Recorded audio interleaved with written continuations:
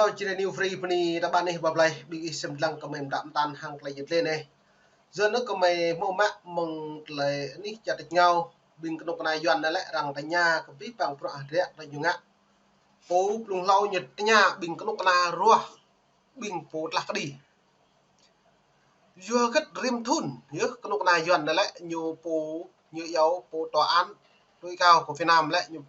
phát cái đi nuôi bộ mộc lại so chỉnh mổ nuôi màu chỉnh bộ mổ giờ nên lưu về này lần Việt Nam riêng ra thôn là như yếu chết oan nó lại vừa cỡ là cái đi bây giờ lại màu lột tương châu và đặt tương lột châu như yếu gì bộ mộc lại so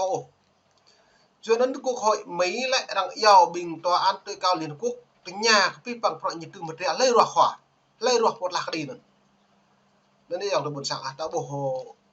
tôi hàng cọc này dọn nó lại nhiều mạ pro bây giờ mạ pro tôi lại cả ô nhưng mạ pro thì có prắc lê tương do nhưng mạ pro thì có prắc chứ nhật lạc đi bây giờ tôi lại số nhật lạc đi kẹo được prắc po bay màu prắc nó po nó lại chỉ một lại số po bay màu prắc nó po nó chỉ một lại số giờ nó nhiều dựa một lại phèn được nhiều lại nhiều đá nhiều được trung thần đá tự hình lùm nuôi lần Việt Nam gì do cái lần lạc đi lần bây giờ cả lại phèn nên như rằng tôi thắc mắc rằng tôi xem lăng cái pro rẻ có nhiều ngã dương bạc cái bẹn nên mong này lọc có mấy cái gì lấy bình có phải mấy nhà thì nhô rồi về cái pro một này dọn như tươm khóa lạc đi thì nhô nhưng bạn nên đi vàng bút sai xem lăng lấy video viết điện mà bạn viết và để được làm tranh án tòa án nhân dân tối cao thì điều 26 đã quy định rất là rõ là tranh án tòa án nhân dân tối cao và quốc hội miễn nhiệm mãi miễn theo đề nghị của chủ tịch nước và nhiệm kỳ của tranh án tòa án nhân dân tối cao và theo nhiệm kỳ của quốc hội có nghĩa là 5 năm. Đoạn về cái này thứ hai tòa án các thẩm phán mà thôn thì ở Việt Nam chúng tôi có 4 loại thẩm phán, tức là thẩm phán tòa án nhân dân tối cao là một tên khác, còn các thẩm phán khác chúng tôi chia làm các thẩm phán cao cấp, trung cấp và sơ cấp. Thế thì về nguyên tắc chung ấy là thẩm phán phải bổ nhiệm dựa trên cái tiêu chí cụ thể về năng lực, về uy tín. này là nhiều về kèo bộ các bạn dọn trà dây dòng tới một bạn rồi về đọc cuốn sách đi cả làng biên vậy từng chi tiết vậy. Trước phê duyệt quyết định bổ nhiệm thẩm phán lệnh án lệ này cũng đã được các thẩm phán sử dụng. Luật Việt Nam vấn đề phân biệt đối xử bảo đảm bình đẳng, không có phân biệt đối xử, được giải quyết rất là tổng thể bằng cả các cái biện pháp lập pháp, các biện pháp hành pháp và các biện pháp tư pháp. Về lại luật như này, về mặt luật lập pháp thì từ hiến pháp cho đến các cái đạo luật chuyên ngành thì đều ghi nhận những cái nguyên tắc của bình đẳng, không phân biệt đối xử trong mọi lĩnh vực của đời sống xã hội và dựa trên mọi khía cạnh. Thế và đối với các cái nhóm yếu thế thì có các cái luật chuyên ngành riêng để đưa ra các cái bảo vệ hoặc là đưa ra các cái quy định để nhằm bảo đảm cái bình đẳng, không phân biệt đối xử. Trên thực tế lẽ là các cái quy định giống nhau cho các đối tượng khác nhau thì dựa nó lại hiện Việt Nam này dựa về luật nó lại nhiều bộ màu đều bình đẳng, bộ màu bó lại bất cứ bộ lại ô lệ động vật nhóm yếu thế như lệ mày cần lùi lầy mày đồ hẻm mạng rõ được yêu cái nhiều lần trở lại vừa ta mức bạ như cái việc lời này rằng đánh nhà cái rõ nhiều lại như rằng càng nhiều ta luật pháp, luật tòa án tối cao là luật pháp dân sự này, bộ luật hiến pháp và như sự đối với bổ sung vừa cắt tim thuần bổ sung như bộ một thông qua cái luật quốc tế lệ tưởng như bổ sung lại kẹo tôi bằng trong nước cái như bổ định như áp đặt luật này nhớ che chở cái luật như nhiều thế giới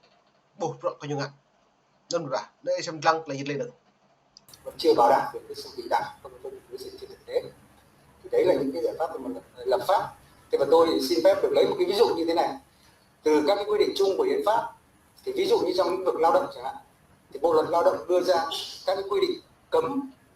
các hành vi phân biệt đối xử dựa trên tất cả các khía cạnh, ví dụ như là giới tính, dân tộc, màu da, tôn giáo, ngôn ngữ, rồi thì tình trạng hôn nhân, rồi thì tình trạng nhiễm HIV, rồi khuyết tật vân vân. Thì vào các cái khía cạnh của phân biệt đối xử này thì thường xuyên được xem xét để rà soát có cái bổ sung. Thế và thường tôi xuyên có thể nói sung là có những cái khía cạnh đang được bổ sung để cập nhật nhất cho đến thời điểm hiện nay, bao gồm cả những cái khía cạnh mà có thể chưa được đề cập trong công ước ICCPR. Ví dụ như là những cái không phân biệt đối xử dựa trên tình trạng về trách nhiệm gia đình, thế rồi dựa trên yếu tố tuổi tác vân vân. Thế thì đấy là cái cách mà hệ thống pháp luật Việt Nam giải quyết vấn đề. Thế và đi lên nâng được vậy bố lẽ cật lại rẽ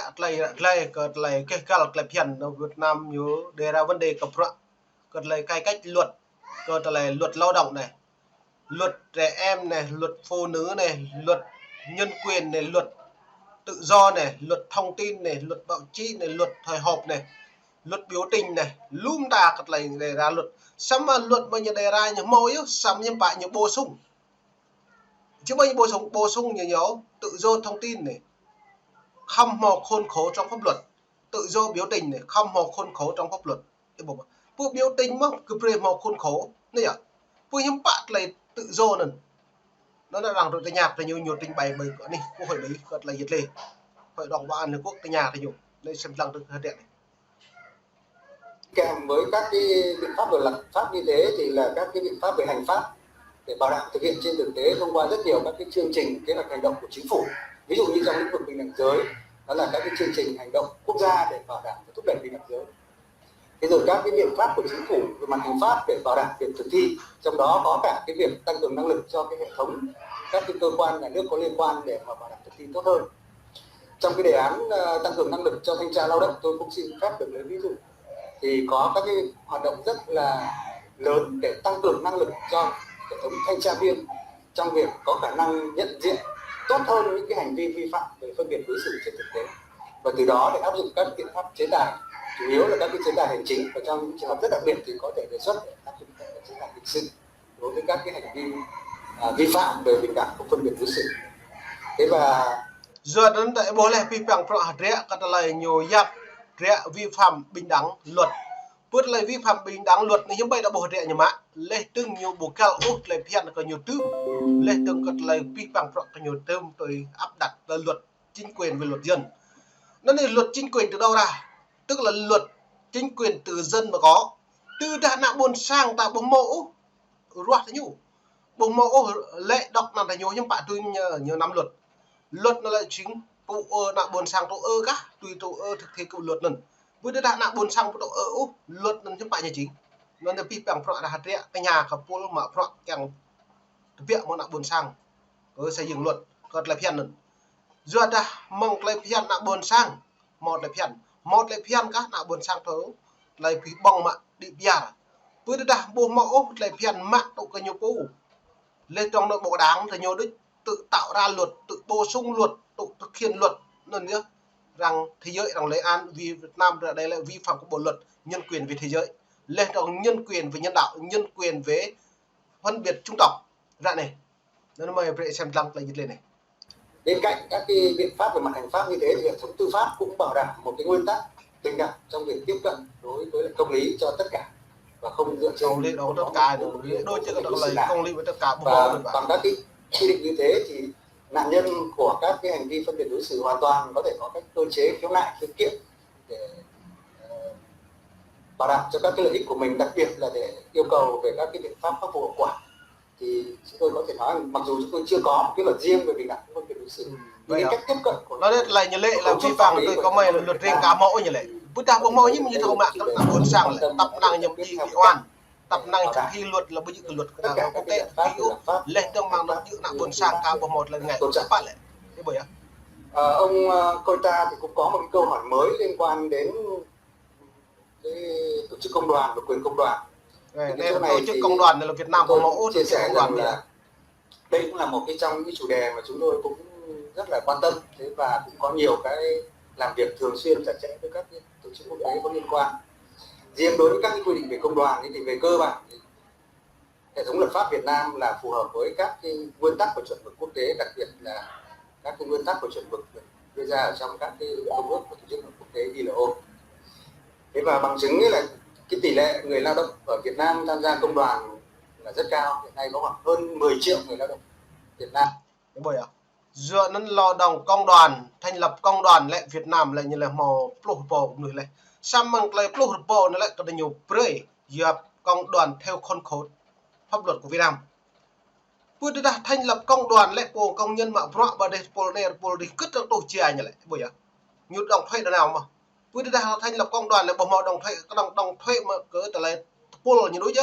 bộ nhóm trưởng tại lại nhóm trưởng đần còn nhóm trưởng đã lấy chỉ đạo thực hiện mà pro hàng là phải đi PR mà với đã này làm sao cho có người mà pro cho một đội 500 mẹ tôi pro làm sao rồi xăm mà nua pro như áo chính phủ là 500 xăm mà nó chính thức người dân là chỉ có 450 vừa còn 5 chồng nó phải như nào ấy bồi giữa bố ca bố lệ при công đoàn nó coi như theo khuôn khổ mà nó đòi 300 mấy đối còn lại mà pro chính thức lương tôi nhiều nặng buồn sang mà pro như áo còn lương công nhân ta theo thuộc quyền nhà nước với đã một theo thuộc quyền nhà nước nó tranh thuế nó lại dừng mạng là chính định lo hơn nó mong này trên nhiều free hoặc là tạo tan bố lại cần là rằng cái nhà thì nhiều mạng pro lên từng lấy bố là cái đi lên từng bố mạng pro còn lấy cái cả còn lấy phiền mang con nọc đang có sản Việt Nam nhưng bạn những ứng xử như là buôn sang lấy phiền hàng người buôn sang lấy một nên mong này mình bị bằng còn ít xem lăng lấy bình luận được cũ lấy tất cả rồi lúc nước thâu còn lấy dọn lấy rằng một thì mong có giàu thế nhiều mà hàng tài phiền, bên buôn sang khắp đi, chỉ là nhiều free bạn đi không gặp lại.